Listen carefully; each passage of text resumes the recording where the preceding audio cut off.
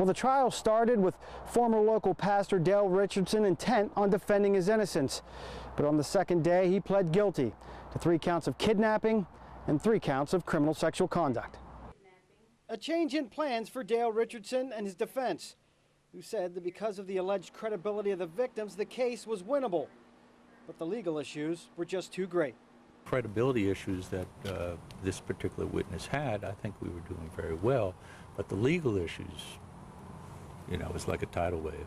Richardson was being tried in Dorchester County for assaulting a prostitute at gunpoint back in July of 2011. Prosecutors say he met the woman, took her to a trailer on the property of Free Will Baptist Church on Lincolnville Road, where he was the pastor at the time, and then at gunpoint he blindfolded and tied her up and then sexually assaulted her. And there were more victims.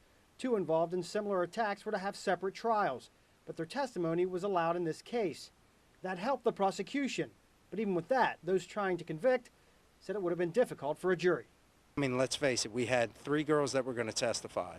One was an admitted escort, one was an admitted street prostitute, and a third one was a hitchhiker. And the hitchhiker had a criminal record, so those are things that, from the defense perspective, obviously I'm going to bring that up to the jury. The judge asked Richardson on Wednesday afternoon if he understood the charges against him, and he said yes, admitting to what the 3 women had said he'd done. During the opening arguments, the prosecution called Richardson a sexual predator with the perfect victims, those he thought no one would believe. And they say there may be more out there. Now he's convicted of 3. Maybe one day in the future we'll find out, you know, that maybe there's more.